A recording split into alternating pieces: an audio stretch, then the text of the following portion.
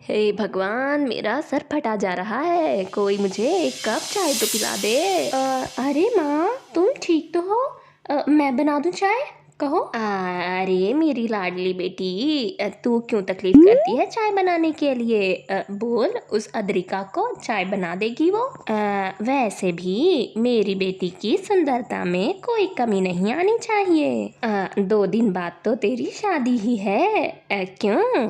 अच्छा ठीक है माँ, मैं अभी जाके अद्रिका को कह देती हूँ, वो चाय बनाकर आपको दे देगी, ठीक है? अद्रिका और भावना दोनों अपनी बहनें थीं। काली होने की वजह से अद्रिका को सारे घर के काम करने पड़ते और वहीं भावना किसी भी तरह के काम से अनजान। उसे तो पता भी नहीं था कि कोई काम करते कैसे हैं। घर के सारे काम अद्रिका ही किया करती। अब जब भावना की शादी का समय नजदीक आया, तब जाकर मंजू को एहसास हुआ कि भावना को तो कोई काम करना आता ही नहीं है, तो ससुराल जाकर वह सब कुछ संभालेगी कैसे?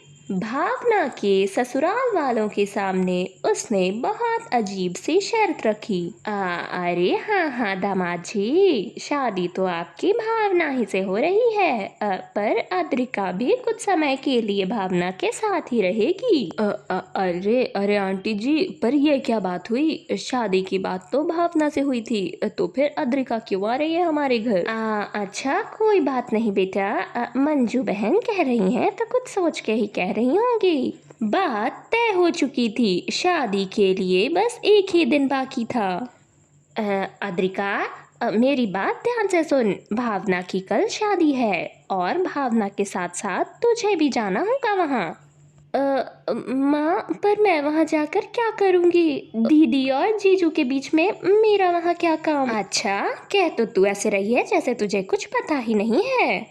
आज तक भावना ने घर के कोई काम किए हैं? नहीं ना, सारे काम तो तू ही करती आ रही है। तो अचानक से शादी होकर के जब भावना वहाँ जाएगी तो वो सारे काम कैसे संभालेगी? तुझे ही वहाँ के सारे काम करने हैं। ध्यान से सुन ले मेरी बात। और हाँ, समय रहते हुए उसे सारे काम धीरे धीरे सिखा भी देना। ठीक है माँ, मैं चली तो जाऊंगी, पर मुझे ये कुछ ठीक नहीं लग रहा। विवान और भावना की शादी हो गई। विवान जब भी कोई काम भावना को कहता तो भावना झट से वह काम आद्रिका को पकड़ा दिया करती। अरे भावना, ज़रा इधर सुनो। तुम मेरी ये शर्ट प्रेस कर दोगी क्या? मुझे जल्दी से चाहिए, मुझे ऑफिस के लिए लेट हो रहा है। अरे हाँ हाँ विवान जी, 1 मिनट। आद्रिका, ज़रा इस शर्ट को प्रेस कर दोगी क्या? विवान ये सब बहुत दिनों से देख रहा था। एक दिन उसने गुस्से से कहा, भावना, मैं कितने दिनों से देख रहा हूँ, जब भी मैं तुम्हें कोई काम कहता हूँ तुम झट से वह काम आद्रिका को पकड़ा देती हो। अगर मुझे उससे ही काम करवाना होता तो मैं तुमसे शादी क्यों करता? पर विवान जी, मेरे पास इतना टाइम नहीं है कि मैं ये सारे काम कर पाऊँ। मुझे पार्लर भी जाना होता है, मैनिक्योर पेडिक्योर और फेशियल के लिए, और फिर घर आती हूँ तो सब कुछ देखना भी तो होता है कि सारे काम सही से हुए भी हैं या नहीं। और फिर इसमें बुराई ही क्या है? अगर आप सारे काम आद्रिका को ही कह देंगे तो इसमें मुझे कुछ बुरा नहीं लगेगा।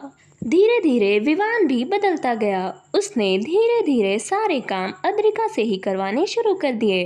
अब भावना से ज्यादा विवान अद्रिका के साथ वक्त गुजारा करता। अद्रिका को देखते ही विवान भूल जाया करता कि वहाँ पर भावना है भी या नहीं।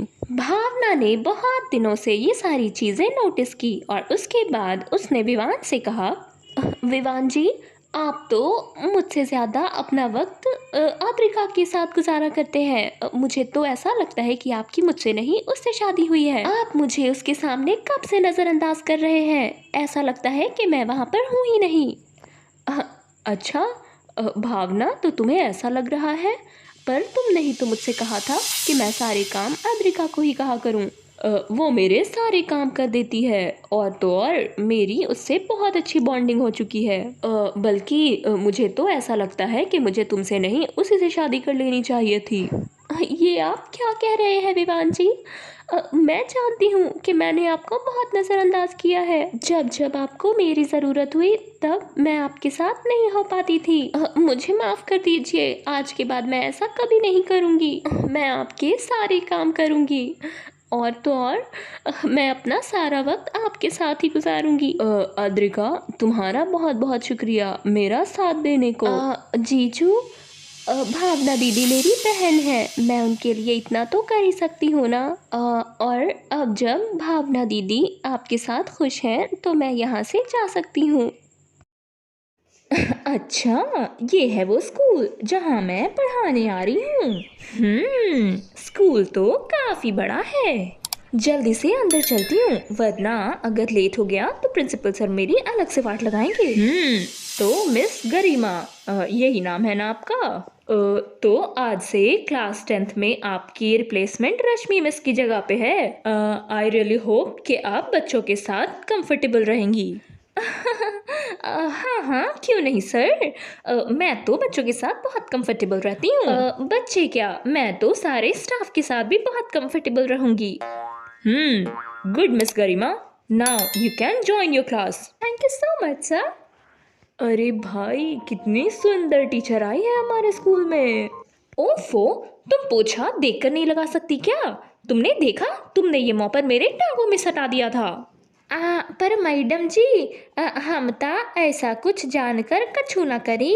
ओह miss Garima, so you are the new teacher here. Oh yes yes.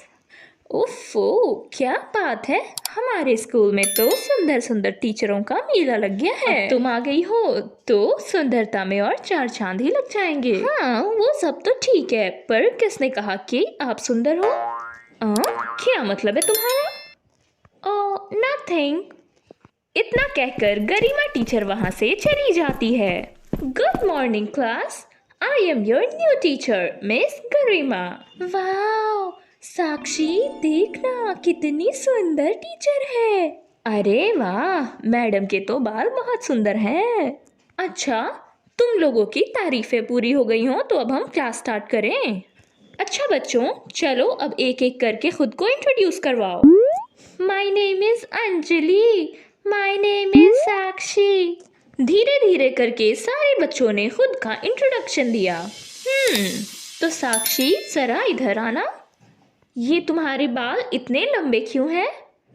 कल मुझे ये बाल कटे हुए चाहिए, वरना बहुत बुरा होगा। समझ में आई मेरी बात? ये तुम्हारा स्कूल है, कोई फैशन शो का रैंप वॉक नहीं। और हाँ, अगली बार से ये आंख में काजल देखा तो आंख निकाल दूंगी।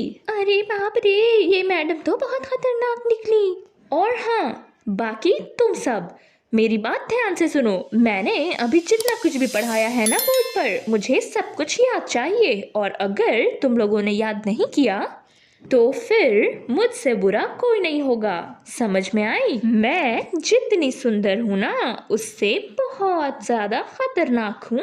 अगले दिन गुड मॉर्निंग क्लास। तो आज मुझे बहुत अच्छे से याद है कि कल मैंने आप सभी को एक होमवर्क दिया था। क्या वो होमवर्क कंप्लीट हो चुका है? मैम, वो कल मेरी तबीयत थोड़ी सी खराब हो गई थी, इस वजह से मैं होमवर्क नहीं कर पाई। मैम, वो मैं कल घूमने चला गया था, इस वजह से मैंने भी होमवर्क नहीं किया। अच्छा, चलो दोनों के दोनों बाहर आओ। और नहीं करेगा होमवर्क? और नहीं करेगा? तुम बोल, करेगी होमवर्क? मेरे पैर में बहुत दर्द हो रहा है, मेरे सर में बहुत दर्द हो रहा है। तो बच्चों, मैंने क्या कहा था कि तुम सभी को होमवर्क पूरा करना है। अरे बाप रे, ये मैडम तो बहुत मारती है। अरे हाँ हाँ, ये मैडम बहुत अजीब है।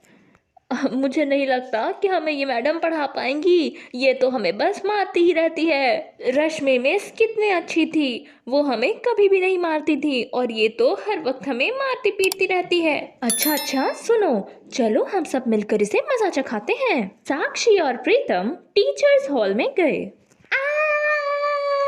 अरे क्या हुआ साक्षी, तुम इतना जोर से क्यों चीख रही हो? अरे प्रीतम, आज तक हम जिसे हूर की परी समझते थे, वो तो गंजी चुड़ैल निकली। अरे उसके सर पर एक भी बाल नहीं है, वो गंजी है। अच्छा। अरे साक्षी, तुम समझ रही हो ना कि हमें क्या करना है? गरिमा, मैं आपसे कुछ बात कहना चाहता हूँ। दरअसल मैं आपको बहुत पसंद करता हूँ।